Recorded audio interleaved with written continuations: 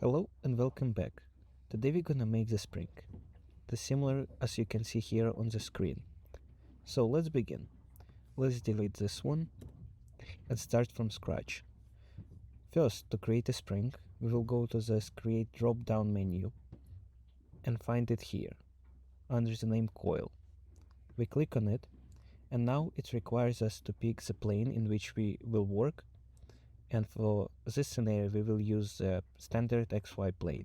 Now, here you have a cursor and you will snap it to the origin and drag it out. This is the base of our spring, and let's set it to 10 millimeters. Now you can click back here in the bottom menu to open the controls back up.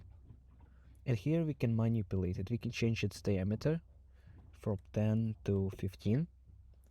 We can change the number of revolutions from 3 to 2. We can also change its height to 30 millimeters and increase again the number of revolutions to 5.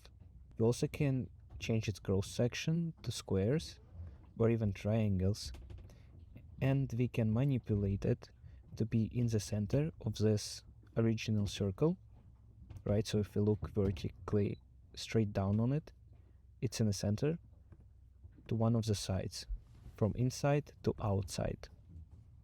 And of course we have the cross section of the coil itself, so how big is the radius or diameter. So let's click here and change it to 3 millimeters.